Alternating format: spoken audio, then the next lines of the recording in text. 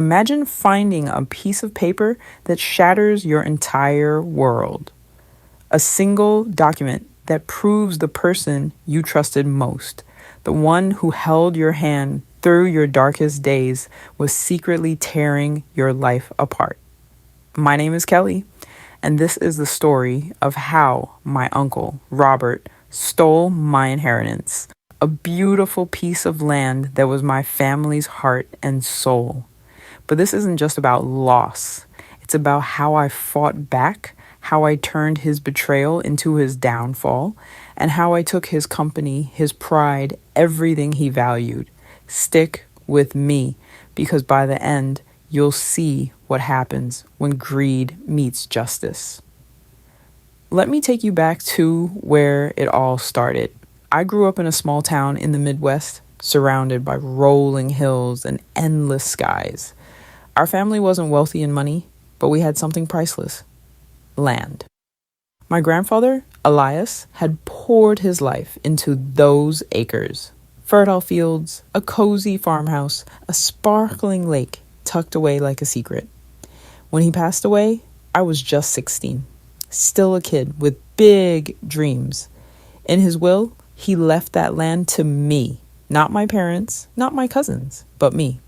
Kelly, he'd say, his voice warm as the summer sun, this land is our legacy. It's your future. Promise you'll keep it safe, I promised. My heart full of love for him and that place. Life moved fast after that. My parents died in a car accident when I was in college, leaving me and my little sister alone. That's when Uncle Robert stepped in. He was my dad's older brother, a slick businessman who traded farm life for city suits and a real estate empire. Robert Realty was his kingdom, buying and selling properties like they were pieces on a chessboard. He offered to manage the land while I focused on school. Family takes care of family, he said, his smile so warm I believed every word. I was studying environmental science, dreaming of turning the land into a sustainable farm or a nature retreat. I trusted him completely. Why wouldn't I? He was my uncle. But slowly, things started to feel off. Robert's visits to the property dwindled. He'd send emails, call updates about repairs or taxes. I was busy with classes, then a job at a local nonprofit, so I didn't dig deeper. Looking back, I missed the signs, like when he suggested selling a corner of the land to ease expenses. I said no, firmly. It was Grandpa's wish to keep it whole. He nodded, but there was a glint in his eye, like a predator sizing up prey. Then came the day everything fell apart. It was a rainy spring afternoon, and I was visiting Robert's office in the city, dropping off some old family photos I'd found. While waiting in the lobby, his assistant handed me a folder by mistake. Papers meant for a client. Curiosity got me, and I glanced inside. My heart stopped. Deeds, transfer documents, my land signed over to a shell company tied to Robert Realty. He'd forged papers, twisted Grandpa's will, and taken ownership right under my nose. The land wasn't mine anymore. It was his. Shock hit me like a tidal wave. I stormed into his office, the papers shaking in my hands. "What is this?" I asked, my voice trembling. He tried to play it off, mumbling about protecting the asset, some legal loophole, but his eyes gave him away. Cold, calculating, greedy. He wanted the land for a massive development deal, to turn our family's legacy into condos and cash. I left that day, tears streaming as I drove through the rain, my world crumbling. Betrayal doesn't just hurt, it cuts deep, leaving scars that ache. But as I pulled into my apartment, something shifted. Anger replaced despair. He'd taken what was mine, but I wasn't going to let him win. I'd get my land back and more. I'd take his company. But how? I was just a young woman with a starter job and no power. That's when the planning began. And let me tell you, what happened next was a wild ride. Let's rewind a bit to understand how deep this betrayal went. Growing up, the land was my sanctuary. Summers were spent running through the fields, splashing in the lake with my sister, listening to Grandpa's stories by the fire. He'd built that place from nothing, buying it after the war with every penny he had. "This is our heart, Kelly," he'd say. My dad Thomas loved it too, but he wasn't a farmer. He worked as a mechanic, married my mom, a librarian with a laugh like music. Uncle Robert was the odd one out. He left home young, chasing money in the city. By the time I was born, he was a big shot, driving fancy cars, always talking deals. To me, he was larger than life. The uncle who brought gifts, told stories of skyscrapers and boardrooms. After my parents died, Robert became my rock. He handled the funeral, paid for my sister's school supplies, even helped with my tuition. "We're family," he'd say, his arm around me. I leaned on him, shared my dreams for the land, a place to teach kids about nature, grow organic crops. He listened, nodded, promised to help. But now, sitting in my tiny apartment, digging through old emails, I saw the truth. Those management fees he charged, overinflated, the calls about investors, a setup to pressure me. He'd been planning this for years, using his company's lawyers to exploit a vague clause in Grandpa's will about family oversight. It was legal enough to hold in court, but it was theft, plain and simple. The anger burned hot, but I wasn't reckless. I needed a plan. I spent days at the library reading up on business law, corporate takeovers, anything that could help. Robert Realty wasn't untouchable. Online, I found whispers, unhappy clients, shady deals, financial cracks from overexpansion. Perfect. If I could get inside, find proof, I could expose him. Risky? Sure. But betrayal like that lights a fire you can't ignore. I applied for a job at his company under a fake name, Kelly Thompson, using a friend's address. I grew out my hair, wore glasses, changed my look. Weeks later, I got the call. An entry-level accounting job. "We like your enthusiasm," the HR guy said. If only he knew. As I hung up, my heart raced with fear and excitement. I was stepping into the lion's den, ready to take it down from within. Would I pull it off, or would he figure me out? The suspense was suffocating, but I was ready. Walking into Robert Realty felt like crossing enemy lines. The office was all glass and chrome, cold and soulless compared to the warmth of our farmhouse.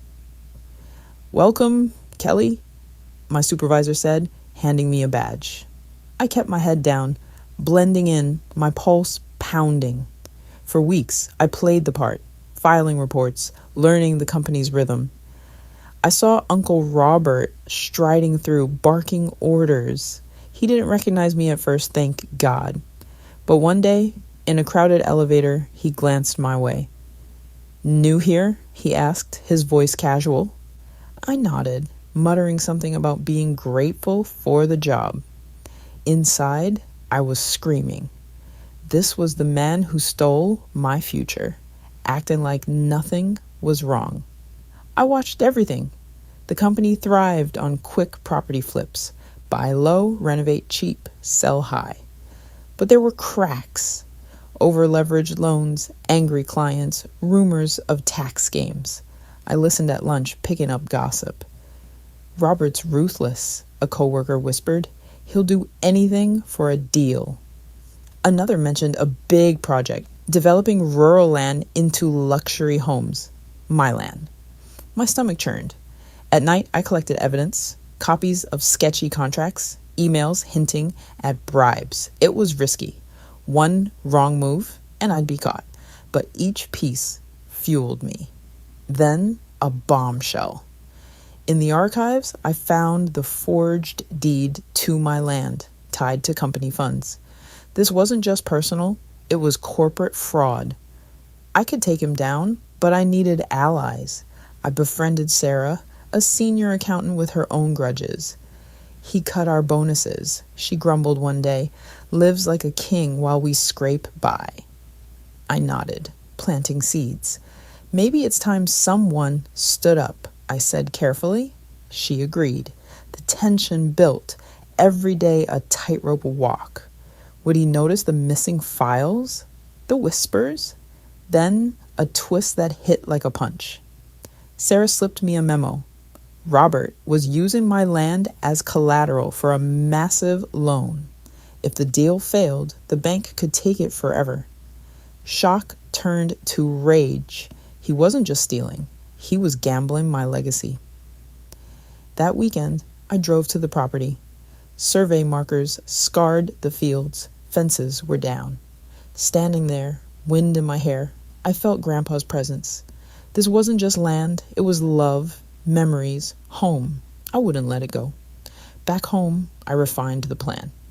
Step 1, allies. Sarah introduced me to others, a small group of disgruntled workers. We met secretly, plotting. We expose him, I said. For everyone, he's hurt. Step 2, hit his wallet. I learned Robert Realty was pitching to a big venture capital firm. If I could derail that, he'd crumble. Step 3, the law. I hired a lawyer with my savings, feeding him the evidence. This is fraud, he said. We can win. But fear crept in. An HR email about employee audits made my heart race. Had they caught my fake name? I pushed harder, leaking snippets anonymously. Tax fraud, fake appraisals to investors. The suspense was unbearable. Then Robert called a staff meeting. Big changes coming, he said, his smile tight. I sat in the back, palms sweaty. Did he know? The storm was breaking, and I was at the center. The plan kicked into high gear. Hours before the investor meeting, I sent a final leak, the forged deed tied to company accounts. The venture capital firm backed out, citing ethical concerns. Robert's face at the next staff huddle was a mix of fury and panic. We'll get through this, he snapped. But the cracks were spreading. Employees quit, spurred by our group's whispers. Sarah sent a scathing resignation email. I won't work for a liar. The office felt like a sinking ship. My lawyer filed the lawsuit, serving Robert at work. The look on his face, pure shock.